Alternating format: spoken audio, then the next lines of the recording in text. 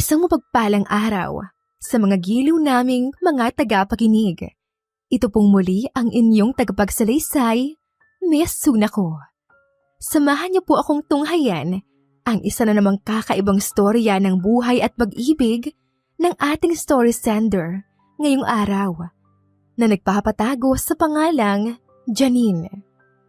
Inaanyayahan ko po kayong mag-like, mag-share at mag-subscribe na rin para updated kayo sa mga bagong kwentong ina-upload ng ating channel.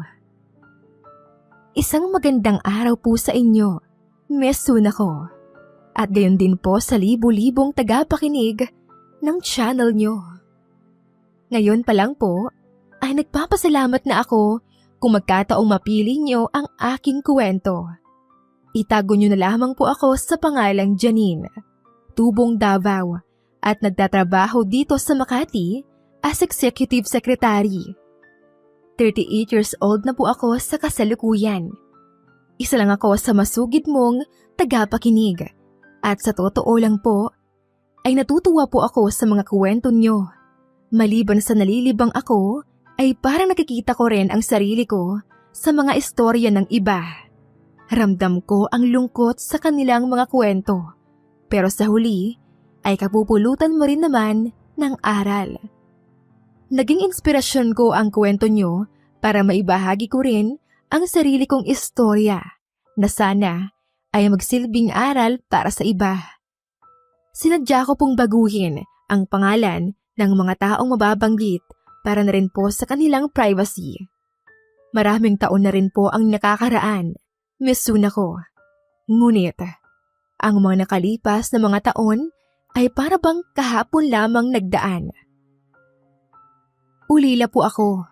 Ang sabi ng mga kamag-anak kong nagpalaki sa akin ay naaksidente raw ang mga magulang ko noong bata pa ako. Mababait naman ang mga kumupkop sa akin, pero salat sa buhay. Noong magtapos ako ng elementarya ay hindi na nila ako nagawang pag-aralin. Napakalayo pa kasi noon ng high school sa amin. At kung wala kang sasakyan o kahit motorsiklo, ay aabutin ka ng siyam-siyam bago ito marating.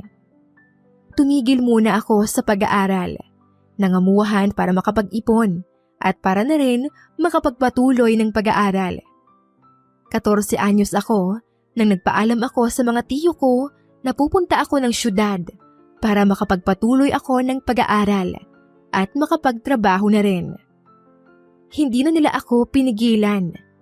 May pangarap kasi ako, Miss Sunako. Gusto kong makapagtapos ng pag-aaral. Gusto kong umahon sa kahirapan. Pinagsabay ko ang pagtatrabaho sa grocery at pag-aaral ko. Mahirap nga lang dahil kakarampot ang sweldo ko at nangungupahan pa ako. Sa aking pag-iisa, isang tao ang naging karamay ko. Si Micah. Ang matalik kong kaibigan at nagmistulang anghel na inihatid ng Diyos para tulungan ako. Si Micah at ang kanyang mga magulang ang naging sandalan ko sa araw-araw. Nagmistulan silang pangalawang pamilya ko at never nila akong itinuring na ibang tao sa kanilang pamilya. Kadalasan ay kina Micah ako natutulog o nagpapalipas ng mga araw. Kung sa palagay ko ay tamad na tamad akong mag-isa sa bed space na inuupahan ko.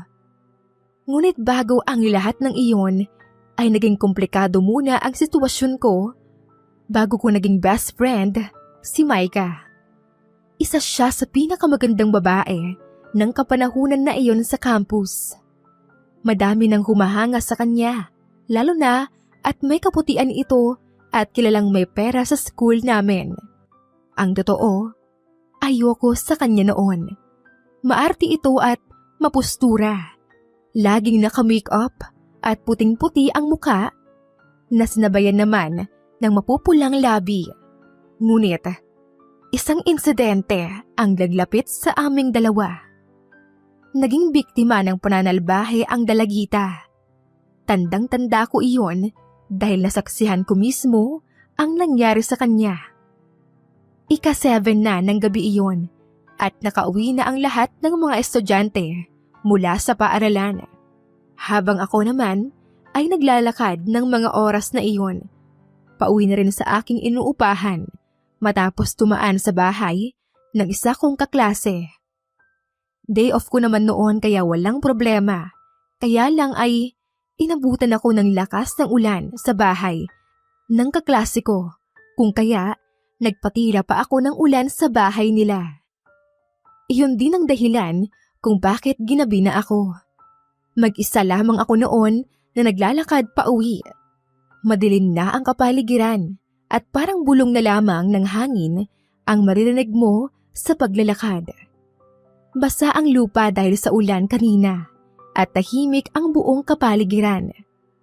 Bibihira ang mapapadaan sa lugar na iyon, ngunit wala naman akong choice.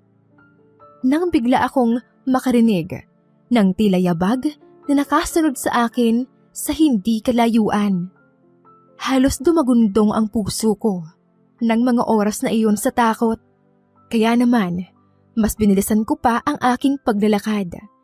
Nang bigla akong tila nakarinig ng paghingi ng tulong mula sa lumang gusali na nadaanan ko.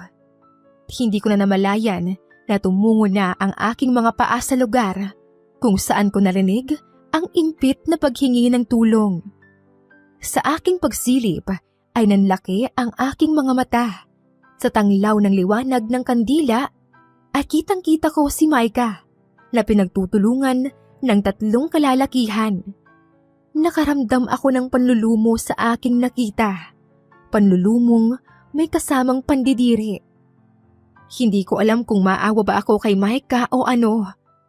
Mula sa pwesto ko ay naramdaman ko na unti-unti akong humahakbang papalapit kay Maika. Gusto ko siyang tulungan. Nang may isang kamay ang humatak sa akin palayo sa lugar. Gusto kong tumili pero natakpan kaagad nito ang bibig ko. Nakasenyas ang intuturo nito na huwag daw akong maingay. Nang makalayo kami ay saka ko lang siya nakilala. Si Leonard, bagong transfer sa school namin. Huwag ka maingay. Halika, sumama ka sa akin. Si Maika nasa loob pa. Nakita mo ba kung sino ang mga nandoon sa loob? Yung magkakapatid, Nathan. Natakot ako sa aking narinig. Kilala sa lugar namin ang mga Tan.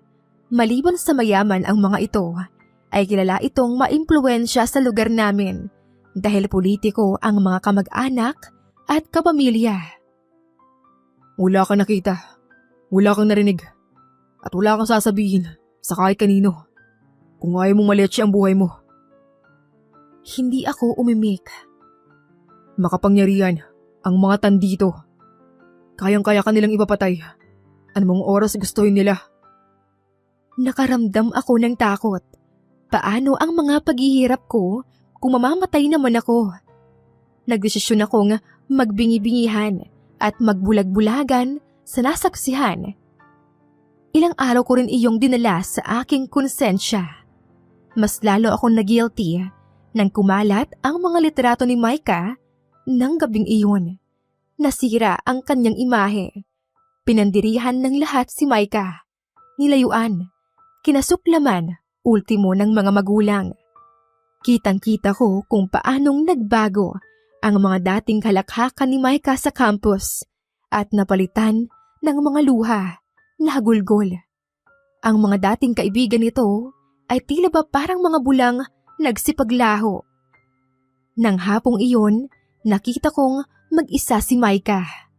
Nakatingin sa malayo habang nakaupo sa isang bench sa ilalim ng puno sa loob ng campus. Ewan ko kung bakit. Siguro dahil sa awa o maaring sa guilty feeling na nararamdaman ko, nilapitan ko siya. Lagi ka na lang mag-isa dito sa ilalim ng puno. O, kumain ka muna ng tinapay. Lumayo ka. Hindi ko kailangan ng kausap. Sobra kasi ang nabili kong tinapay. Baka kasi magutom ka. Hindi ko kailangan ng awa mo. Hindi ako naawa sa'yo. Ang totoo, humahanga ako sa'yo dahil napakatapang mo. Tumingin si Maika sa akin. Kung sa akin siguro nangyari yon, hindi ko na alam ang gagawin ko. Pero ikaw, malakas ka, matapang. Nakita kong nangilit ang mga luha ni Micah. Kitang-kita ko sa kanyang mga mata ang sakit at paghihirap. Kumain ka muna. Mahirap umiyak nang walang laman ng tiyan. Pagbibiro ko, ngumiti na ito at inabot ang tinapay na inaalok ko sa kanya. Hindi man ako naging matapang upang bigyan siya ng hustisya. Ipinapangako ko sa aking sarili na hindi siya hayaang malugmok at igupo ng trahedyang iyon sa buhay niya. Naging supportive ako kay Micah.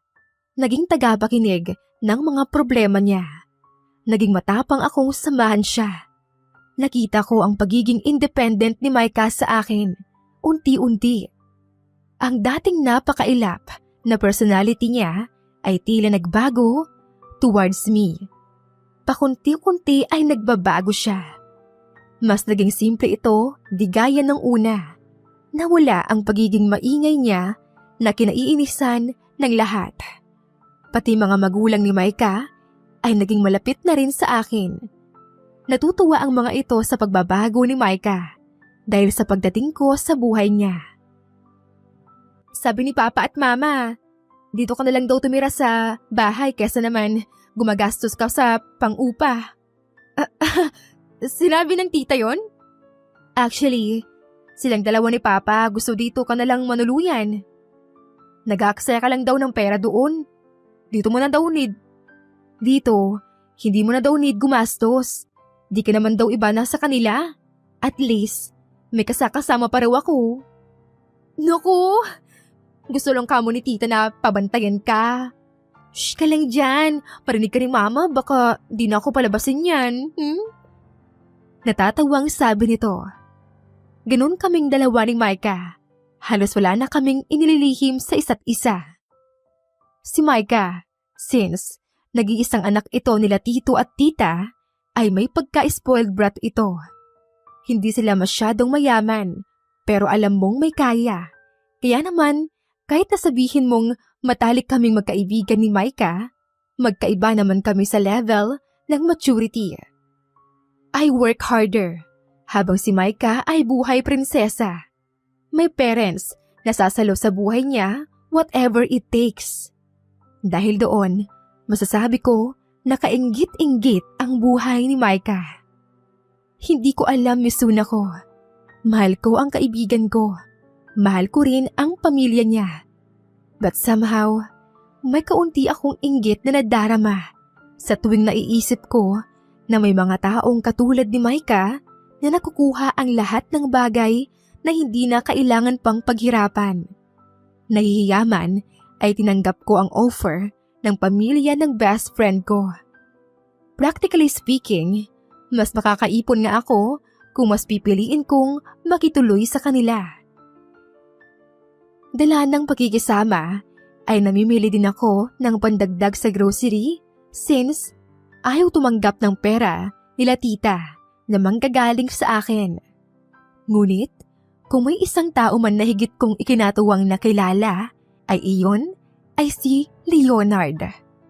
Mula rin kasi ng gabing iyon ay nakakabatian ko na siya hanggang sa makapagpalagayang loob ko siya namin ni Micah. Naging magkakaibigan kaming tatlo. Nabaon-baon ang pangako ko kay Leonard. Nakakalimutan namin pareho kung anuman ang aming nasaksihan sa madilim na gabi ni Micah. Kasing edad ko si Leonard, pero siya ang nagmistulang kuya namin. Lagi niya akong hinahatid sa bahay. Ganoon naman yata talaga kapag mga ulila sa pamilya. Tila ba may pagkakaunawaan na kami sa isa't isa. Matindi ang naging koneksyon namin ni Leonard dahil pareho kami ng kapalaran. Habang ako ang naging sandalan ni Micah sa mga oras ng pangangailangan, si Leonard naman ang naging sandalan ko. Alam kong mas naiintindihan ako ni Leonard sa lahat ng aspeto ng buhay kumpara kay Micah. Ito lahat ng papa mo, Micah. Lahat ng chocolates na to? Swerte mo naman. May nagpapasalubong sa'yo. Samantalang sa amin ni Janine, 0. As in, wala. Walang nakakaalala. Anong wala? Ito nga inyo lahat ito. Kinuha ko sa fridge namin, sawang-sawa naman ako sa mga yan eh. Di ko rin naman need kumain yan, kakaumay. Sabi ni Micah. Akin na lang tong Toblerone ha, paborito ko to eh. Paborito mo yan, Janine? Don't worry. Kapag nagka-work ako, bibilan kita ng marami niyan. Si Janine lang? Tanong ni Micah. Umay ka na kamo sa tsokolate. Iba pa rin kapag sa'yo galing. Sabi ni Micah. Kapag nagka-work ka na, bigyan mo si Micah ng chocolate. Di naman mauumay yan. Sa hindi ko malamang dahilan, misuna ko. May kilig ako sa sinabi ni Leonard ng mga oras na iyon. Siguro ay dahil walang lalaking nakakaalala ng ganoon para sa akin. Kahit salita lamang iyon ay malaki ang naging impact sa akin. Simula ng mga araw na iyon, I just felt na I was complete again. Kontento na akong kasama si Micah at Leonard sa pang-araw-araw ko. Aaminin kong masaya ako, masayang masaya. Pero hindi ko aakalain na ang kasiyahang iyon ay mapuputol dahil sa isang pangyayari. Nasa work ako noon nang tawagan ako ni Micah. Umiiyak ito. Inihatid daw siya ni Leonard sa bahay nila nang maabutan sila ni Tito. Siguro dahil sa kahihiyang inabot ng pamilya nito noon ay nagdilim ang paningin nito nang makitang may kasamang lalaki si Micah. Pinagmumura at pinag-aalipusta raw nito si Leonard. Ilang araw na rin na hindi namin nakita si Leonard. Halos bantay sarado si Micah ng parents niya. Ang mga araw na hindi namin pagkakita kay Leonard ay naging linggo, naging buwan at naging taon. Hindi na ito nagpatuloy ng pag-aaral at nawalan na ako ng balita tungkol dito. God knows, misuna ko. Sobrang apektado ako sa hindi man lang pamamaalam ni Leonard. Nagtapos kami ng high school ni Micah. Kumuha ako ng 2-year secretarial course at si Micah naman ay business management. Nagtatrabaho na ako noon sa isang opisina nang magtapos si Micah. Ilang taon na rin ang lumipas pero hindi ko pa rin malimutan si Leonard. At ngayong nasa tamang edad na kami ni Micah, si Leonard pa rin ang lalaking pinaka-espesyal sa lahat. Isang araw, habang naghahapunan kami, May pumunta kanina sa tindahan, Micah. Po? May kilala ka bang Leonard, Janine? Tito? Wala po. Huwag mong pinagtatakpan ang kalokohan nitong kaibigan mo at kung sino-sino na naman ang kinakausap na lalaki. You know me. Wala po. Wala po akong alam, Tito. Wala din po akong kakilalang Leonard. Alam mo naman itong si Micah. Mahirap pagkatiwalaan sa ganyan. Alam mo naman yung nangyari dati, di ba? Pa, ibibring up mo na naman ba dito yan? Nakakawalang ganang kumain. Nakasimangot na sabi ni Micah na akmang tatayo na. Maupo ka dyan. Nasa pagkainan ka. Matuto kang gumalang sa pagkain. Hindi ka na bata, Micah. Bakit hindi ka tumulad kay Janine? Kahit papaano, nagtatrabaho na para hanapin ng sarili niya. Hindi puro pag-chat-chat ang inaatupag mo. Huh? Medyo masakit magsalita ang papa ni Micah. Sa totoo lang, mas malapit ako sa nanay ni Micah kaysa sa tatay niya. Tahimik lamang ang ama niya ngunit matalim ang dila kapag may nakitang hindi nagustuhan sa mga kilos mo. Ngunit hindi ko rin naman masisisi si Tito sa pagiging ganoon niya. Nag-iisang anak niya kasi si Micah at muntikan pa itong mapariwara noon. Pagkatapos kumain, tumulong ako sa paglilinis ng pinagkainan at paghuhugas. Nang matapos, ay pumunta sa kwarto ni Micah. Ngiting-ngiti ito habang nakatitig sa phone nito. Sinong Leonard ang tinutukoy ni Tito? Ngumiti lang ito. Pagkaraan ay lumapit sa akin. Si Leonard! Si Leonard na kaibigan natin! Nakakausap mo siya? May balita ka sa kanya? Oo, matagal na. Matagal na? Bakit hindi mo binanggit sa akin? Gusto kitang i-surprise eh. Kailan pa kayo nag-uusap? Mag-iisang buwan na halos. Kayo lang ba ang magkaibigan at etsapwera na ako? Magkikita-kita din tayo soon. Bubuelo lang ako. Ang totoo, may soon ako. Na-excite ako to know na Leonard is still existing. Na-excite ako sa ideya na anytime makikita ko si Leonard at muling makakausap. But at the same time, may tampo ako. I got hurt when I realized na si Micah ang kinontak niya at hindi ako. Sa pagkakaalam ko, kami ang mas close. Iba na ba ngayon? Hindi ko alam. Surprise! Anong ginagawa mo dito sa work ko? Alam ko kasing out mo na kaya sinundo kita. Ito-treat kita ngayon. Kakain tayong mag-dinner together. Wow! Kumupit ka na naman sa tindahan yun, no? Hindi, no. Allowance ko to kay mommy. Bilis na! Out ka na at kumain na tayo. I found it weird. Iba ang kinang ng mga mata ni Micah noon. Alam na alam ko ang mga gestures ni Micah kung meron itong gustong sabihin at hindi na makapaghintay pa ng matagal-tagal para maamin na niya ang totoo. Nagpunta kami sa isang restaurant na malapit sa work ko. At pagpasok nga namin ay tumuloy si Micah sa dulong bahagi ng restaurant. Tamang-tama at gutom na ako ng mga oras na iyon. Habang palapit kami sa table ay parabang paulit-ulit na dumadagundong ang puso ko nang makita ang isang partikular na figura na naroon. Ngumiti ito pagkakita sa amin. Tumayo ito para salubungin kami at mahigpit niyang niyakap ang nanlalata kong katawan. Hindi ako makapaniwala. Nakatayo si Leonard sa harapan ko. Ang dating patpatin na Leonard ay naging malaman at may muscles na ngayon. Clean cut na ito at talaga namang malinis ang pananamit. Ibang-iba na sa dating Leonard na kaibigan namin. Mas attractive, mas yummy. Gusto kong kurutin ang singit ko sa kaharutan na bumabagabag sa isipan ko. Aaminin ko, misuna ko, sobrang attracted ako sa kanya. Simula dati hanggang ngayon. Wala naman talagang nagbago. Oh, chocolate.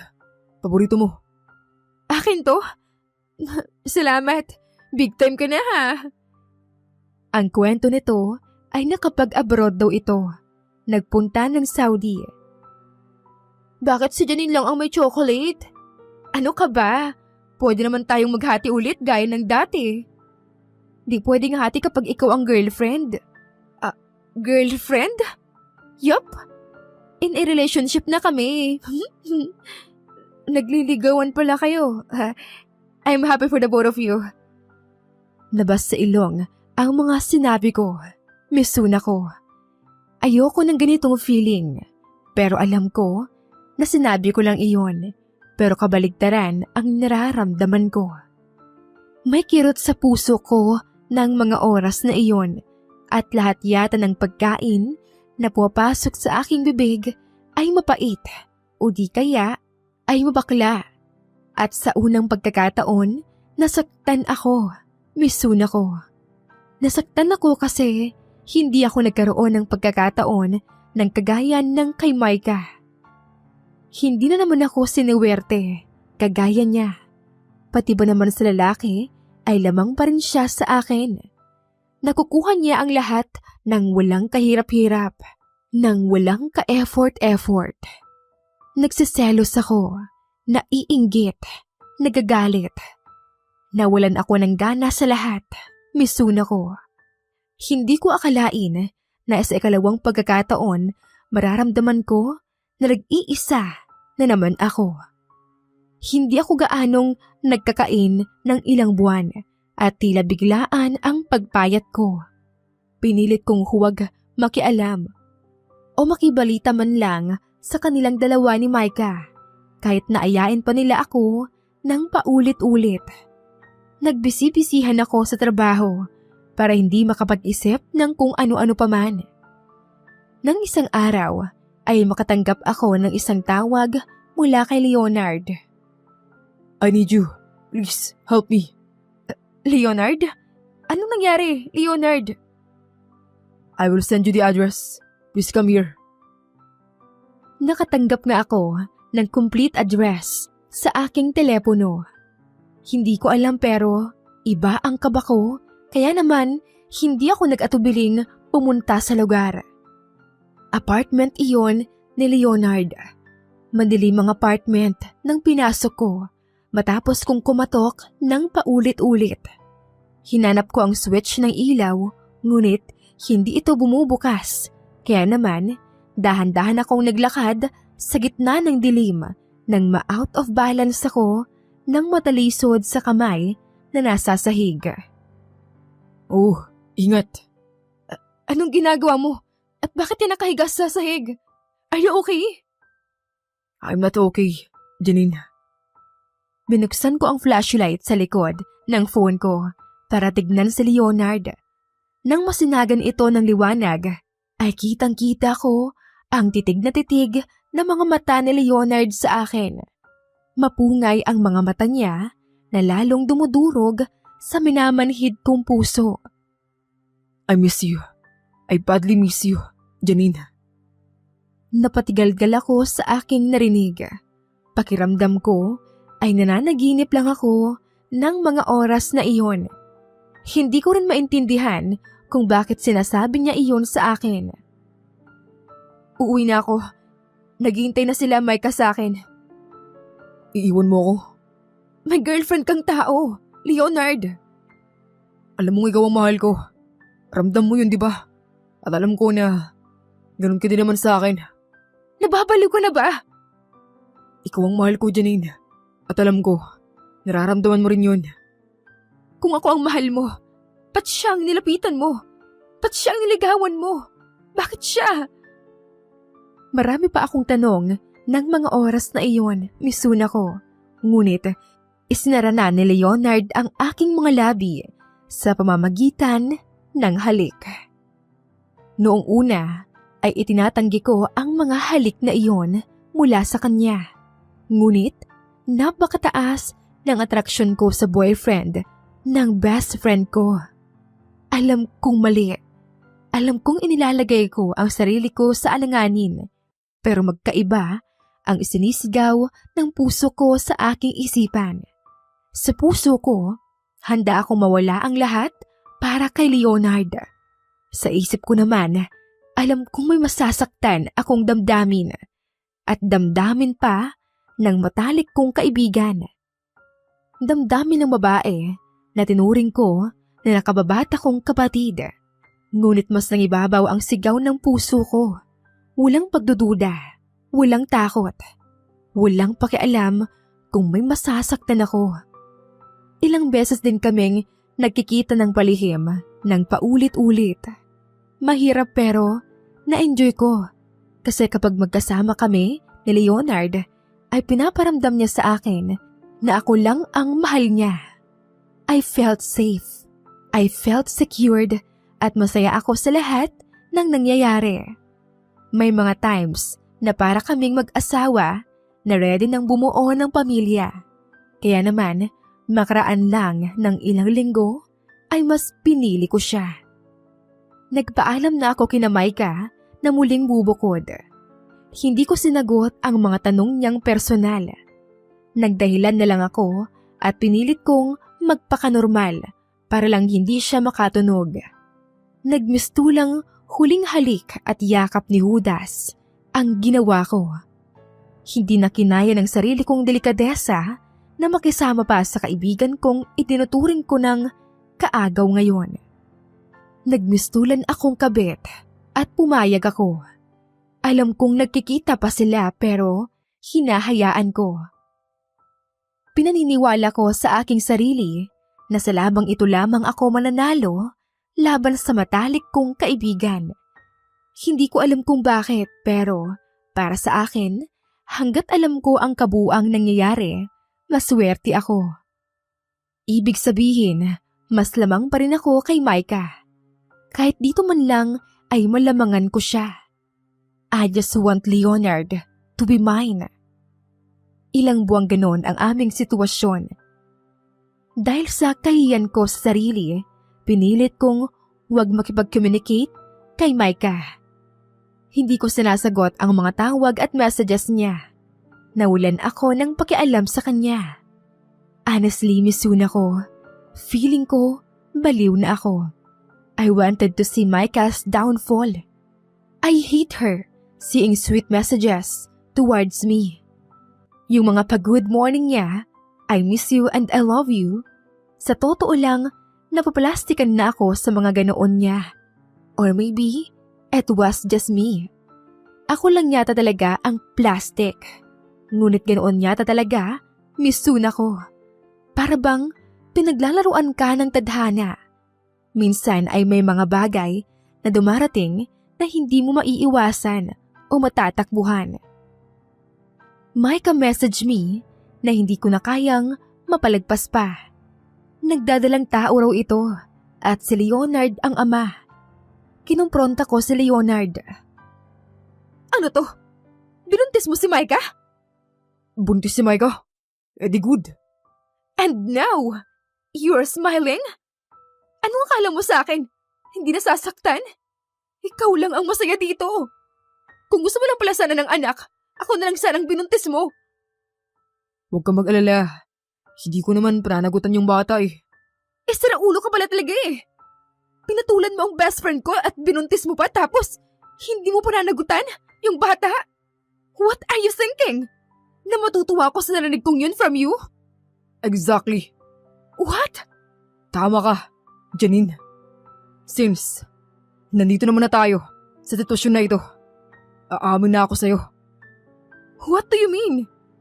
Nasa plano kong buntisin, saktan, at iwanan ng best friend mo. Okay na? Anong pinagsasabi mo? Anong plano? Yung mga pictures ni Micah noong high school at ang pagkabuntis niya ngayon, planado ko lahat yun. It was a long-term plan. What? Pero bakit? Anong ginawa sa'yo ng tao? Si Micah wala. Pero yung tatay niya, malaki. Leonard, kung naalipusta ka man ni Tito noon, dala lamang iyon ng galit. Bakit kailangang umabot pa sa ganito? Umiling si Leonard. Hindi mo ko naiintindihan, Janine. Wala akong pakialam sa mga pangalipusta niya sa akin noon. Mas sigit pa roon ang ginawa sa amin ng hayop na yun. Anong? Siya ang tunay kong ama. Nannilisik ang mga mata ni Leonard. Nanlaki ang mga mata nito sa pagkabigla. Anong sinasabi mo? Magkapatid kayo ni Micah? Muli itong umiling. Ampun lang si Micah. Anak siya ng malayong kamag-anak ng nanay niya. Napalunok ako. Sunod-sunod ang mga revelasyong naririnig ko. Binigyan ng walang hiya kong ama ng mas maayos na buhay ang pamilyang iyon kaysa sa amin ng nanay ko. Nagtiis kaming matulog sa kalsada habang si Micah na ampun lang ay may kinikilalang ama at may bahay na tinutuluyan. Inagaw niya ang buhay na dapat na ako ang nagtatamasa. Inagaw nila ang dapat na para sa amin. Gusto kong iparanas kay Micah lahat-lahat ng galit ko sa tatay niya. Leonard, ang selfish mo. Bakit si Micah? Bakit ako? Bakit kami? Hindi ko mapaniwalaan ang lahat ng narinig ko. Misuna ko. Hindi ko na rin magawang pakinggan pa ang anumang paliwanag niya. Mahirap paniwalaan na may mga taong katulad ni Leonard, mapaghiganti at mapagtanim ng sama ng loob. Sa oras na iyon, ay para akong binuhusan ng malamig na tubig. Namanhid ang buo kong katawan at para akong naglalakad na may hangin sa ulo. Malinaw pa sa sikat ng araw ang lahat. Ginamit ako ni Leonard sa paghihigante at nagpagamit naman ako. Mahal niya daw ako o baka mas minahal niya ang sarili niya at ang kanyang paghihigante. Hindi na ako nagtanong. Natakot ako sa maaring maging sagot. Natakot akong baka ang mga kasunod na mga salita ay another set of manipulation. All those years, I was just a puppet. Simula sa araw na iyon, masakit man o napakahirap man, nagdesisyon na ako para sa aking sarili at para sa ikakapanatag ng lahat. Pinilit kong ilayo ang aking sarili sa lugar kung saan pwede akong gambalain ni Leonard. Gusto kong i-reset ang buhay ko, Mizuna ko. Tumungo ako sa Maynila para hanapin ang buhay ko na mag-isa. Ngunit bago ako lumayo, itinama ko na muna ang mga dapat kong itama. Pasikreto kong kinausap si Tito upang ipaalam ang totoong katauhan ni Leonard. Kitang-kita ko ang mga luhang nag-unahang pumatak sa kanyang mga mata. May kasamang pagsisisi. Damang-dama ko ang paghagulgol ni Tito sa narinig. Gusto niyang makaharap si Leonard, ngunit wala na rin naman akong maitutulong sa kanilang dalawa. Hindi ko rin alam naman kung gugustuhin pa ni Leonard na magkita sila ng kanyang biological father. Sa pakiwari ko ay tapos na naman si Leonard sa gusto niyang mangyari. Nakaganti na siya. Inatake sa puso at binawian ng buhay si tita dahil sa sama ng loob. Ilang taon na rin ang nakakalipas, sa ngayon ay nasa abroad na sila Tito at Maika. Patuloy pa rin ang pagiging mag-best friends naming dalawa. Ninang ako ng anak niya kay Leonard, habang si Tito naman ay spoiled na spoiled ang apo. Sa palagay ko ay dito nagbawi ang Tito mula sa pagkakasala niya mula sa kanyang totoong anak na si Leonard.